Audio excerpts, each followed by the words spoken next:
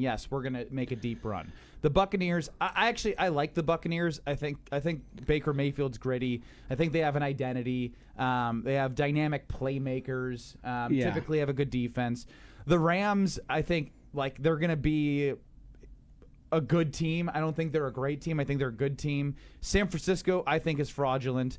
The Cardinals beat 2 5-12 teams, and the Colts are a fun story. So really, when you look at the 2-0 teams, it's really like 5 teams that I really believe that are like, yeah, you want to see what happens. Yeah. Other than that, like, the Packers have an opportunity to go 3-0, obviously, against the Browns, because I don't think Joe Flacco, who had 4.4 passing yards per attempt against the Ravens, is going to do anything with the pass rush that the Packers have been able to provide teams, and have done it to teams that have 2 different style quarterbacks. One in Jared Goff, who's really good in the pocket with time. Guess what? He didn't have time. Yep. One in Jaden Daniels that's a little bit more elusive and can make plays outside the pocket, but he didn't have time to even do that, because if he tried to use his legs, Edgerrin Cooper and Quay Walker were waiting for him. So when I bring up the defense, I then think about Joe Flacco. Then I think about what the offense could do against the Cowboys, at a team that gave up 500-plus yards to Russell Wilson, going on a bye, then playing the Joe Burrow-less Cincinnati Bengals. So I agree with you. The only thing the Packers can do to improve their odds is literally steamroll teams. Otherwise, it's going to be right around this plus 500 to plus 600 number. But I think more importantly, the NFC is a huge opportunity, because the NFC doesn't have teams that scare you outside of the Eagles. It's just the truth. Nobody has the dynamic offensive and defensive dominance through two games that we've seen from the Green Bay Packers. And I'm not saying the Eagles have been dominant, but they know how to win. And they've been to 2 Super Bowls in 3 years, so they deserve it. I think there's the case for optimism and improvement from the Packers is they still got clearly more left in the tank on offense. They haven't looked fully functioning like they're firing in all cylinders. They haven't put together all 4 quarters of a game. Frankly, they haven't really needed to. They haven't given up a touchdown in the first half to either of the teams, 2 of the better offenses in all the NFL. So there's a lot of room here. The big thing that I've sort of started to try and reckon with is, obviously Micah Parsons makes a big difference. The numbers for the Packers, be it Super Bowl, be it season-long wins, be it all the things that they've improved on, it feels like we're accounting for more than just the Micah Parsons effect, because I don't care how good of a player you are, to go from 1,400 to 650 in 2 weeks is clearly an adjustment more than just one singular person. Yeah, that's a big jump to say, hey, he makes everyone that much better than what they are. No, I think what it's showing is Edgerrin Cooper from year 1 to year 2. Devontae Wyatt has more pressures than Micah Parsons. Yeah, more than any other interior defender in the NFL. Obviously, again, some of these things you're going to have benefits from in terms of double teams and Rashawn Gary on the other side. But I'd also say, like, Micah Parsons or not, we saw Lucas Van Ness do something one-on-one that we haven't seen him do in his 2 years prior, which was move somebody up the pocket on the interior. Yeah. And I'm like, okay, like, Micah's great, and he's going to make everyone better, but you're seeing players make plays. The only one that I would say that I think is we know he's a good player, but that is really, really benefiting, is a cornerback like Keyshawn Nixon, who, when you do have less time to throw in the pocket, you're able to sit on some routes and not be worried about a double move, because you know that your guys are working up front. And you can kind of see what's if you're playing zone a little bit further back, you can see what's developing in front of you with your defensive line, and you can start jumping some routes. And he had 5 pass breakups, and that, I think, is more of a direct reflection of Micah Parsons. Yes. But there are players, as you mentioned, that are just showing that they're good NFL defensive players. I think it's 2 things that we've seen and 2 things that have happened for the Packers is acquiring Micah Parsons obviously brings the talent and elevates those around him, but I think it also instilled a level of belief that I don't know if the team had before, that has them playing. I mean, the defense is playing like their hair's on fire, rallying to the ball. Every time somebody's getting tackled, there's 4, 5, 6, 7 bodies around it. So I think that is accounting for not just the fact that Micah Parsons makes other people better, but the amount of belief that Brian Gutekunst in the front office instilled in every player on that team has certainly changed the attitude around the team and in the locker room. And then the second part is some of those guys we've been waiting to elevate have elevated. And I think even Tucker Kraft probably has taken another step. I think Dontavian Wicks looks as good as he's ever looked at any point. And that's not even saying anything of all the guys on defense that we've mentioned previously. Like, there's clearly been a step forward taken from a lot of these guys. And some of it is individual-wise, and some of it is just we believe in what we have in this locker room, and there's nobody out there that we're going to be afraid of. Yeah, and I think now that we're bouncing around different players, I think Josh Jacobs is going to be. I mean, he's still really good. Yes. But one thing that has happened is injuries on the offensive line. And when you're out a right tackle that's an all-pro caliber right tackle that's getting paid like that, plus a run blocking downhill left guard and Aaron Banks who's been out, who's going to play, as he said twice now to Jason Wilde this week, despite being limited in practice.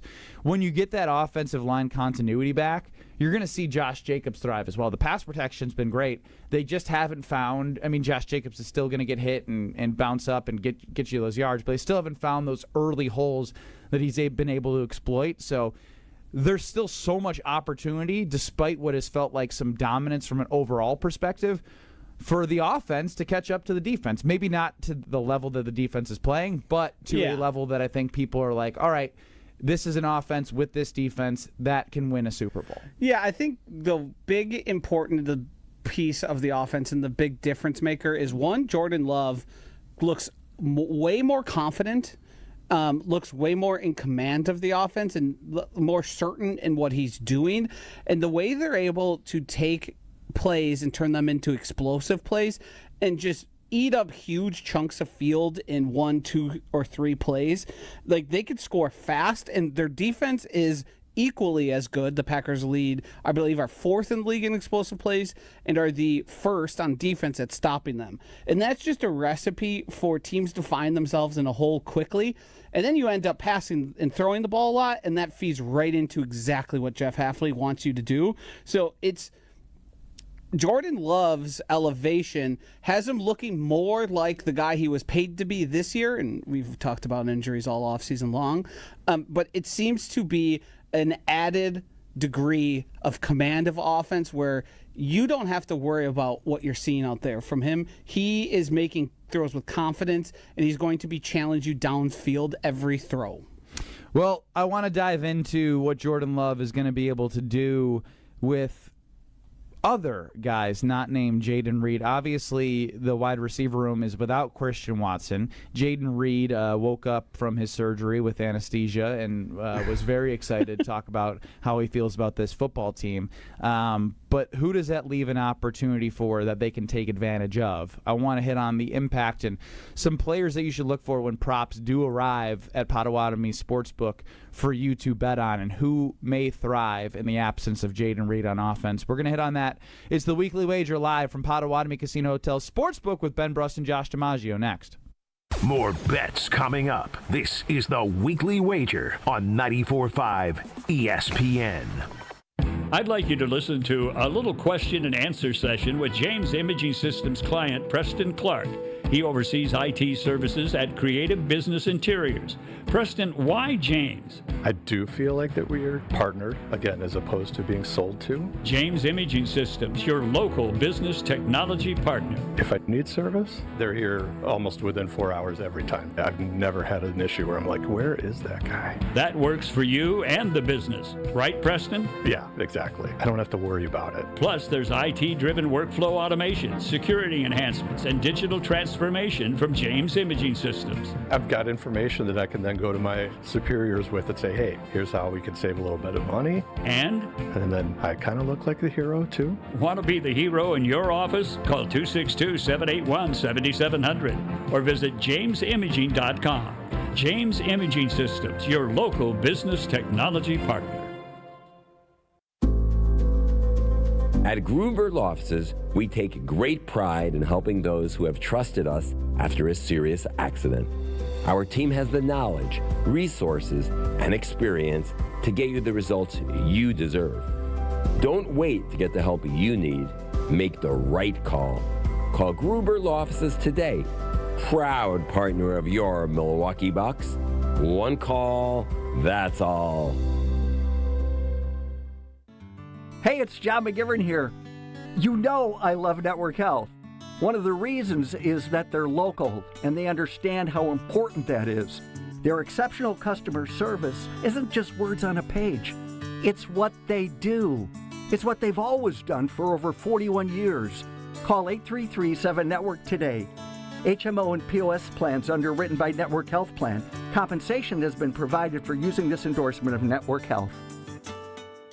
It's time for the Milwaukee Baseball Report on 94.5 ESPN. Brought to you by National Liquor Mart. Packed with the best beer, liquor, seltzer, and spirits deals in town. Located at 16th and National in Milwaukee. Open 9 a.m. to 9 p.m. daily, where your satisfaction is their plan of action. It was a big week for the Brew Crew, as not only did they take 2 out of 3 games from the Cardinals, but with a Mets loss to the Rangers on Saturday, they secured their spot in the MLB playoffs. The Brewers would be able to celebrate in style on Saturday as Andrew Monasterio walked it off for the Crew in the bottom of the 10th inning. For a base hit.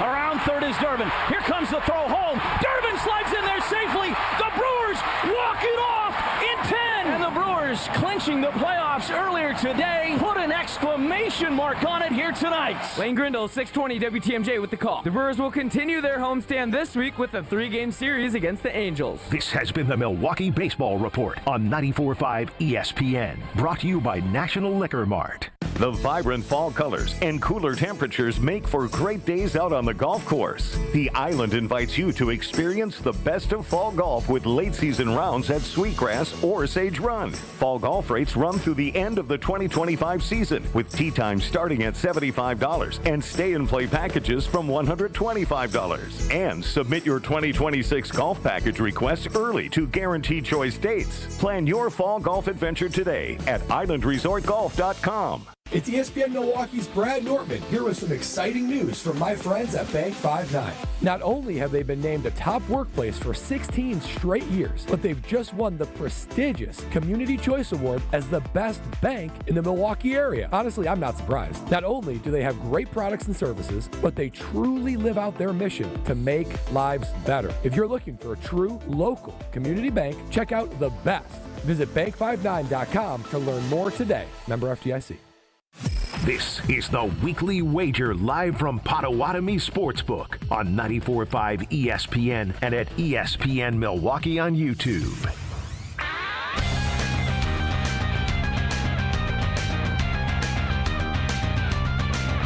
You got Ben Brust and Josh DiMaggio live from Potawatomi Casino Hotel and the Sportsbook.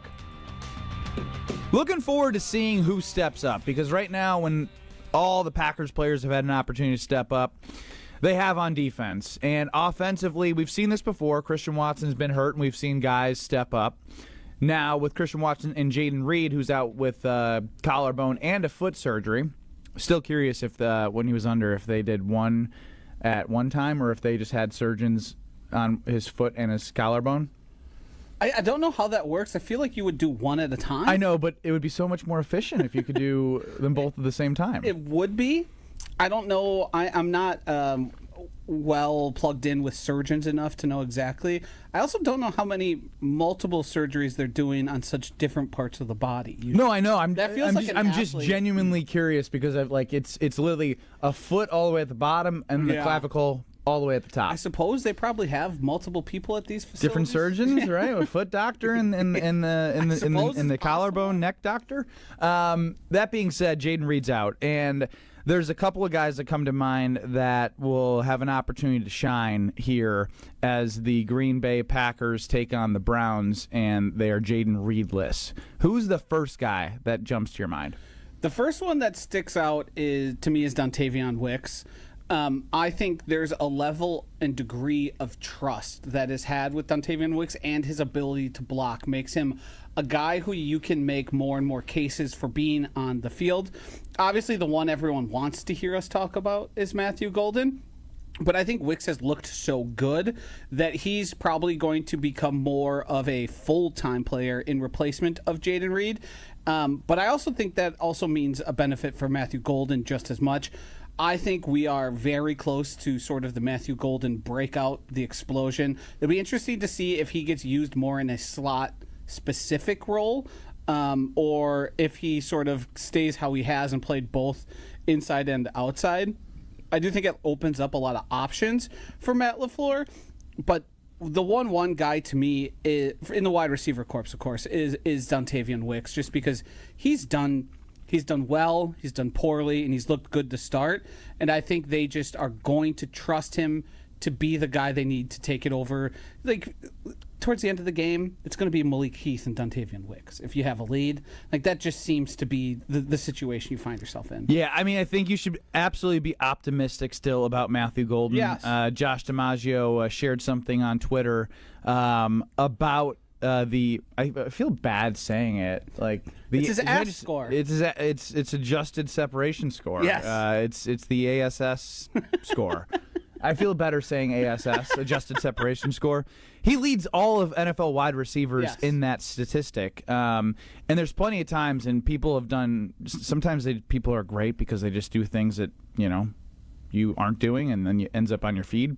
Every snap of Matthew Golden in the separation, he's open. Oh yeah. Now, Matthew Golden is in his first season with a lot of guys that are playing for a contract, and Jordan Love seems to be a guy that trusts Romeo Doubs. Yes. Dontavian Wicks. I think you're seeing like the trust in big moments there. Malik Heath is going to be somebody that is spot here or there making some catches. He's going to see more snaps, but he's not going to be a focal point. Correct. Yeah. And when I think about Matthew Golden, there's times where you look at Tucker Kraft go down the middle, and he hits him on a dot, and then you freeze it, and you're like, oh, Matthew Golden was open on a little post corner over there.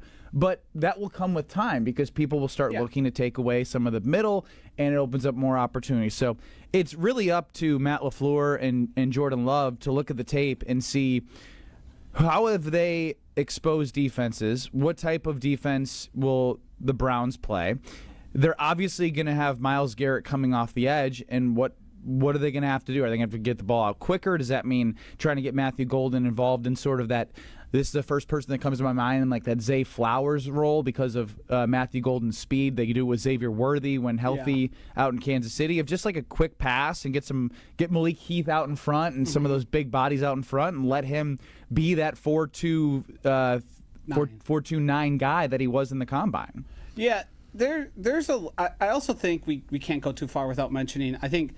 I don't know how much more Tucker Kraft is going to see in terms of usage, but he's going to be a serious point, I think, moving forward. I think we saw just the beginnings of what is the Tucker Kraft sort of takeover of the offense. I think he's going to – maybe what he's going to be is not as good, obviously, as we saw last week, but he's not going to have those 2-3 target games anymore, and he's going to be closer to the 4, 5, 6, where he needs to be a function of the offense, just because if Matthew Golden's seen more, if Dontavian Wicks has seen more, there's a little less trust to be had amongst those guys just based on what they've done previously. Matthew Golden, virtually nothing, and Dontavian Wicks having those drop issues. I think Romeo Doubs' role isn't going to change a whole lot. No. He was on the field a ton those first 2 weeks. Maybe he sees... I think we know who he is at this point in his career. I think we do. I think he's a fine player. He's certainly the type of player that can be useful, and a guy that Jordan Love really trusts on third down and down near the goal line. So that all matters, but I don't see his targets going up exponentially. I think what we expected from Jaden Reed is sort of going to be distributed more amongst the Dontavian Wicks, the Jaden Reeds, and the Dontavian Wicks, Matthew Golden, and Tucker Kraft. Tucker Kraft, yes. And I think about Tucker Kraft's usage when I remember from last game was he took a defensive back and he literally took his hand and throw him. Yeah. And when I think about how you can maybe utilize them some more, think about how they use the best tight ends in the NFL. You look at Trey McBride out in Arizona. Brock Bowers not as much, but Laporta a little bit in Detroit is what they do is they set up these tight end screens. And if you were able to see the way that Tucker Kraft can move people, he also he did that while making a juke move. He threw somebody while changing direction. He has the ability, if you scheme a play specifically for him, for a tight end screen to get you 10, 12 yards. And those are the ways that you avoid those 2 to 3 targets, because I think he is too valuable as a pass catcher to not be as big of a focal point consistently moving forward. I also think to stray away from the passing game, I think we're going to see the takeover of Josh Jacobs. I think this is where he's going to flourish. He's going to be more relied on. I got a question for you. I hate to jump in, but everyone points to the 11 carries, 22, 23 yards for Derrick Henry against the Browns. Yeah. How concerned are you looking at that versus what the Packers will look to try and do? Because Matt LaFleur always does, at some point, try to establish the run. Not really at all. I just think the Browns were the Ravens were seemingly able to score with ease. Lamar Jackson, I think, rushed the ball twice for 11 yards. Yeah, that's something that probably is only They had happened. a short field on interception. Yes. Like I don't think it's going to be a problem. I just think it was really easy for them to score. I don't know if it's going to go the same way for the Packers. I expect Josh Jacobs to have a good game, and I expect, in the absence of Jaden Reed, for Josh Jacobs to be even more relied upon. Yeah, maybe I've undersold it a little bit by saying, Christian Watson was out and guys stepped up. Jaden Reed's now out. Who's going to step up? Let's remind ourselves here that Jaden Reed, despite a little bit of a disappearing act last year later in the season, has led the team in receiving yards the last 2 years. A lot of yards to go. Find someone's got to exactly. Right. Someone's going to get those. Someone's going to have a little more taste of the steak and eggs that I'm having. Steak and eggs is interesting. Weren't you going to the burrito? I got a little overzealous, but I'm very happy about it. Well, I love the pretzel. I love munching on that here. I'm just so excited for the eventual Matthew Golden game, where we can all, on Monday morning, sit around and talk about how good it looked, how much he had 2 touchdowns if Jordan Love hits him. Correct. He had 2 touchdowns from over 100 yards, because one of them would have been 92 yards? 92. 90. And that is sort of what I anticipate happening is the Matthew Golden game is coming. I just don't know when. And I don't know how much you're going to need it against the Cleveland Browns. You're not going to, but it's a good luxury to be able to pull out of the bag. Do you think we see Malik Willis? I don't think so. No, I don't think so. I don't think so. I think that defense is tough. Yeah, I mean, it's one of those games where you go into play Cleveland, and I watched a good majority of the Ravens Browns game. Sorry, you had to do that. It was just one of the 4 games on the 4 your box. quad box. It was one of those things where I started feeling bad for Myles Garrett in the defense because they actually did a pretty good job at points. But then when you look across and you see Joe Flacco and the offense barely moving the ball, and you're just like, all right, time to go back out there. There is a fatigue factor. Yep. So there's an opportunity for the Packers to do that, but not every game plays out that way. I think the way it goes that way is you get some of those big, explosive, quick scores and a couple 3-and-outs from the Browns, and then they're in panic mode. As we know, Joe Flacco, his best days are far behind him. He's not going to handle the pressure you've seen teams be able to get on him, and the Packers do in the past. So I expect a pretty decent game, but Matt LaFleur really isn't all that concerned with putting up a ton of points and running out of there with a 30-point lead. It feels like you could set your clock to. If the Packers have a 1 to 2 score lead, in the third quarter, he's going to run the ball 3 times and then punt it.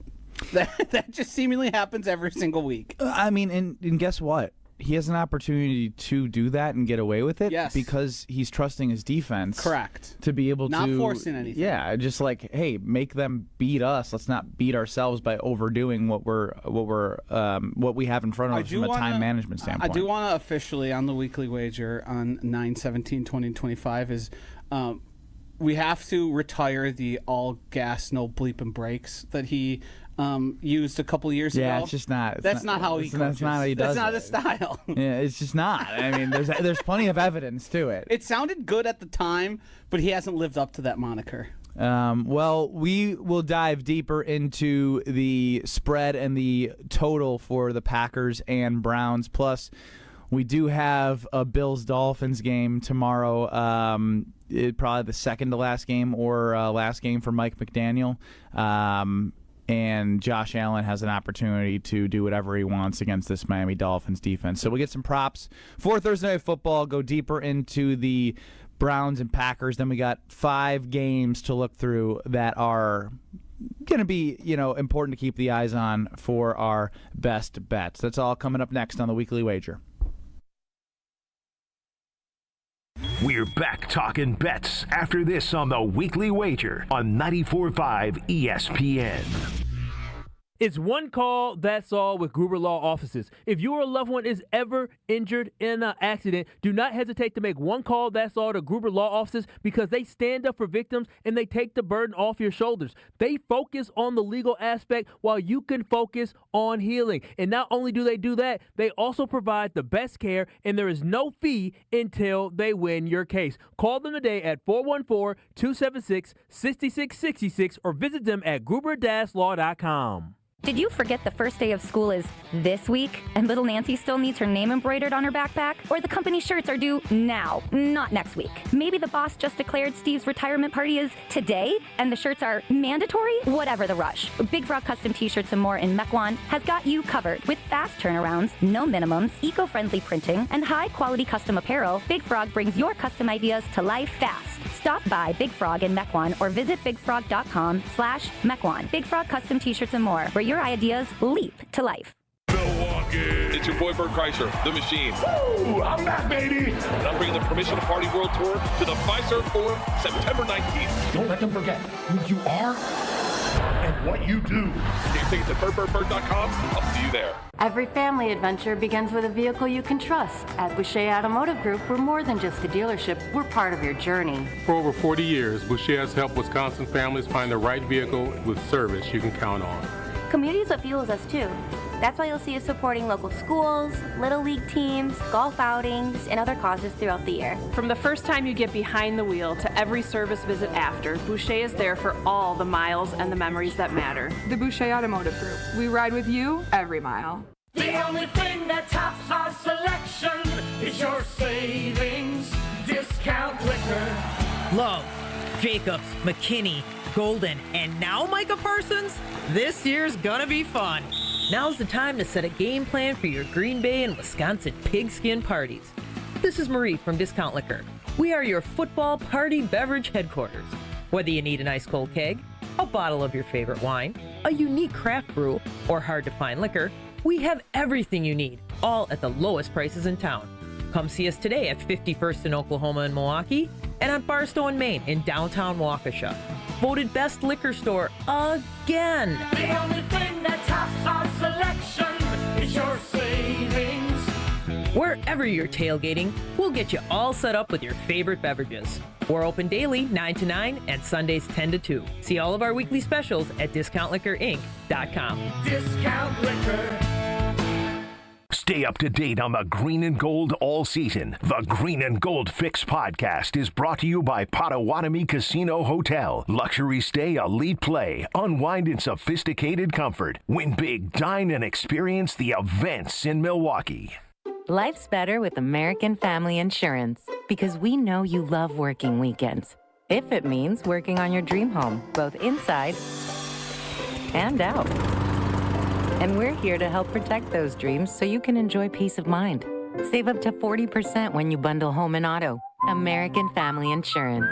Get a quote and find an agent at amfam.com. Products not available in every state. Some exclusions apply. American Family Mutual Insurance Company SI and its operating company 6000 American Parkway, Madison, Wisconsin. Kevin Moret here for Mentality. Listen up, gentlemen. You're fighting an unfair battle. Studies show testosterone levels in men have plummeted by 25% in just 2 decades. That's why you're struggling with energy, muscle, and drive. But here's a game changer. Mentality's FDA-approved treatments boost testosterone by 30% on average. Imagine reclaiming the vitality your grandfathers had. Picture turning heads, dominating your career, and feeling unstoppable again. Don't settle for today's normal. Seize the day at mentalityhealth.com/radio. That's mentalityhealth.com/radio. You're listening to the Weekly Wager live from Potawatomi Sportsbook on 94.5 ESPN and at ESPN Milwaukee on YouTube.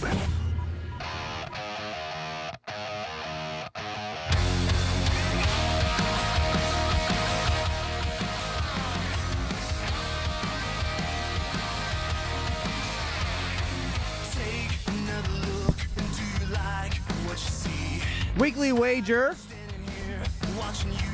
live from Potawatomi Casino Hotel. Ben Bruss, Josh DiMaggio, Chris Larson running the show. Can you hear me, Joshy?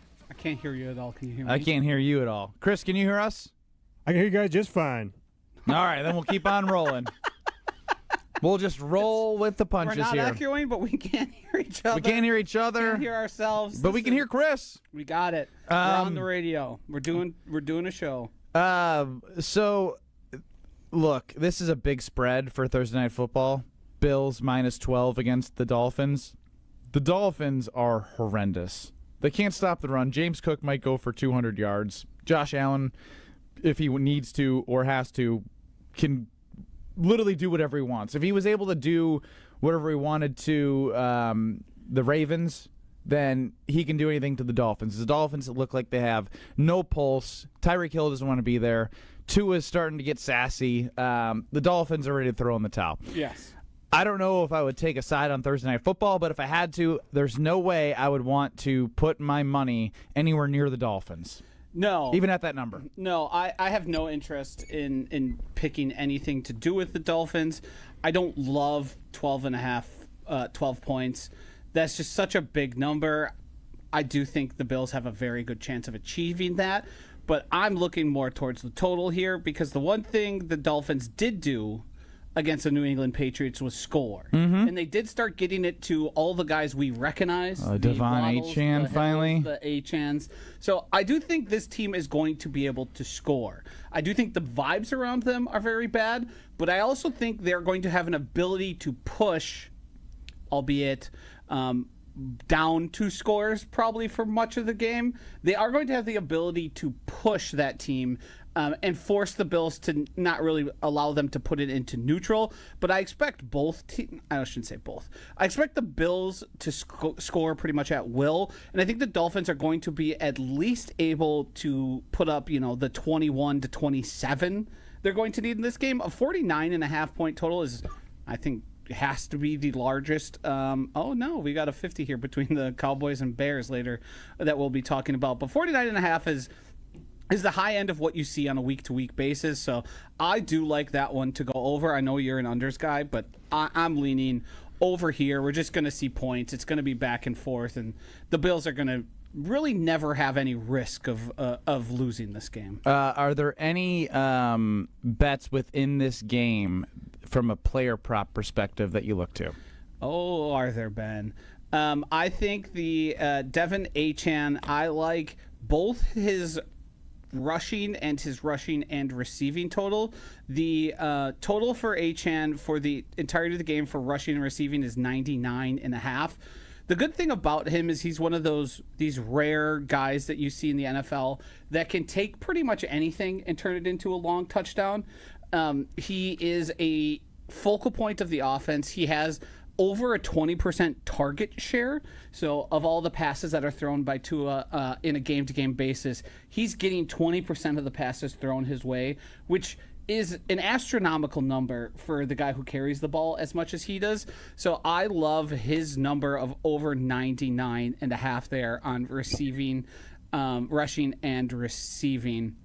The other one I've been looking at, and I'd like to know your take on this. Do we think Josh Allen over 31.5 or under 31.5? Because I've gone both ways, and just for rushing yards is better. Because I think there's a case here of why is Josh Allen running the ball if they're up by 10, 11, 12, 14 or more points? Anytime. So even last week, right? Like James Cook went off, but Josh Allen literally was able to just run wild, and he didn't have his touchdown numbers. But I don't know. I think if you're looking at the total like you are, then I would probably still go over on his rushing yards, just simply from a point total and game flow. These Thursday night football games always make me nervous, especially early in the season because their bodies are getting used to getting hit again. So, I don't know. He may or may not need to, but I would probably lean over. Now, what I do want to save time for, Josh, is you got 5 great games picked out for us to go over. So, coming up next, we're both 2-2. In our picks. So somebody's got to have a good week so we can have a little bit more clout and not just be the 500 guys. Yeah. So we are going to hit on 5 games that you should keep your eye on live from Potawatomi Sportsbook. It's the Weekly Wager. More bets coming up. This is the Weekly Wager on 94.5 ESPN. At Groover Law Offices, we take great pride in helping those who have trusted us after a serious accident. Our team has the knowledge, resources, and experience to get you the results you deserve. Don't wait to get the help you need. Make the right call. Call Gruber Law Offices today. Proud partner of your Milwaukee Bucks. One call, that's all. ESPN Radio Sports Beat with Freddie Coleman. Well, he wasn't breaking a rule, but a lot of people thought it was a bad look involving Tom Brady, a minority owner with the Las Vegas Raiders, a man that is the main broadcast team for NFL Sunday on Fox, and also because he's Tom Brady. A lot of people had a lot of conversation, a lot of opinion about last night in the Raiders' loss to the Los Angeles Chargers, in which Tom Brady, minority owner, as I said, of the Las Vegas Raiders, was in the coach's box, in the coach's booth, with a headset on. Now, here's why the NFL is not going to do anything to Tom Brady, because there is no rule prohibiting anybody, especially an owner, to be in a booth with a headset on. The rule states, and I quote, all personnel sitting in the booth must abide by policies that prohibit the use of electronic devices other than league-issued equipment such as Microsoft Surface tablet for the sideline viewing system. In other words, Tom Brady did not violate any rule, but boy, in the court of public opinion, it seemed that he broke a lot of rules by putting a headset on last night. In 60 seconds, the last year for the tush push. New Beyond Raw Lit V2 pre-workout. GNC's #1 pre-workout. Now with harder-hitting energy, an intense mind-body connection, and enhanced endurance support. This isn't just pre-workout, it's precision engineering for your body. Turbocharge your workout with new Beyond Raw Lit V2. Available now at GNC and GNC.com. From kickoff to cash out, ESPN Bet has the tools you need to score more on game days. Bet smarter with stats at your fingertips. Get personalized parlays built just for you. And with your fantasy team synced right in the app, you can back your squad. Right now, new customers get $100 in bonus bets when you bet $10. Sign up with promo code USL to get started. Must be 21 plus. Gambling problem? Call 1-800-GAMBLER. Terms and conditions apply. See app for details. Offer not available in New York. It's already started. It's only week 3. This is bad for football. This is an unwatchable play. This is terrible. How can the league allow this? Boo, boo, boo. All this, all getting started because of the Philadelphia Eagles have perfected a play that nobody else can do better than they can, and that is the tush push, especially after Sunday's game versus Kansas City, in which the officials missed a false start on the goal line, and the Eagles scored on that play to make it a 20-10 lead in a game that went 20-17. It's easy to say, please, please stop. Just because the Eagles have perfected a play and you don't like it doesn't mean it should be taken out of football. It is a legal play. But the more that groundswell keeps being talked about and talked about and talked about, the NFL is not going to let this continue. They let the Eagles have a 1-year grace period after they wanted it out of their league. But with all the groundswell and people complaining about it, this will be the last year for the tush push. It is a shame, but that's the way it's going to be. For the ESPN Radio Sports Beat, I'm Freddie Coleman of ESPN Radio's Freddie and Harry. For your next night out, revel in the fusion of artistry and flavor with Sushi at St. Kate, offering guests an elevated experience where freshness and creativity converge in every bite. St. Kate the Arts Hotel introduces an exciting new sushi menu to its culinary repertoire. Indulge in the finest seafood, freshest ingredients, and expert craftsmanship for an inspired and delectable dining journey. Experience the art of sushi at St. Kate and learn more at stkatearts.com. This is the Weekly Wager live from Potawatomi Sportsbook on 94.5 ESPN and at ESPN Milwaukee on YouTube.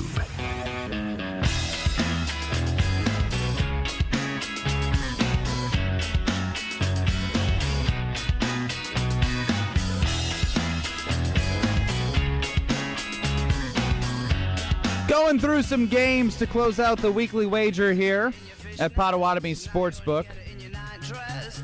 Ben Bruss, Josh DiMaggio. Both 2-2 after week 1. We got to do better. Perfectly average, Benny. I could barely hear what you said because I can't hear you, but keep on rolling like we said. Take your left ear off there so you can hear me talking from that. All right, yeah, now I got you next to me in person, plus a little bit of sound. Uh-huh. Let's start with the ugly Dolphins-Bills. Bills minus 12 at home. Joshy.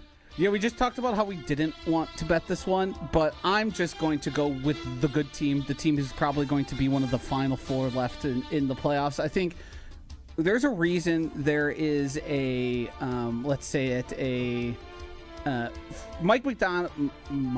That's his name, right? McDaniel. Mike McDaniel. Jeez. Yeah, there's a Mike McDonald out in Seattle. It's very confusing. McDaniel's the favorite to be fired first. I do think this is going to end with him in search of a new offensive coordinator job in the offseason. I'm just going to go with the good team here and rely on Josh Allen. Thursday Night Football, 12 points is really hard to pass up. Yeah. And I think in the moment, I'm going to trust that the higher spreads, even though I just said I couldn't do it, but I'm going to do it. I'll take the Dolphins plus 12 and just sweat out a offensive backdoor cover from Tua and the team trying to hold on to any hope. I'll start this one off with the Packers and Browns. Look, the Ravens were minus 12.5, minus 13 at the Browns last week. Handled them easily. I think this defense from the Packers is going to turn Joe Flacco over. They're going to sack him a bunch. They're not going to be able to move the football. The Commanders and the Lions weren't able to. There's no way Joe Flacco and this ragtag bunch, other than the only skill position player worth a damn is Jerry Jeudy. Yeah. And I really like their young tight end. Harold Fanning. Harold Fanning is going to be a really good player. But give me the Packers all day in this. I've liked this from the day I saw it come out. I'm hoping that I'm not being too overreactionary to 2 weeks, but I don't think I am based off what I saw. There's just no need to get cute here. It's Packers minus 8 on the road.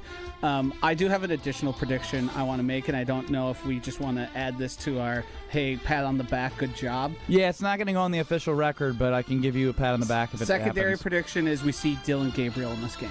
Oh, yeah, no, I mean, they put him out there way too late, in my opinion. They not sort even of platooned right at the end, like they gave him. Yeah, he got three passes. He threw a touchdown.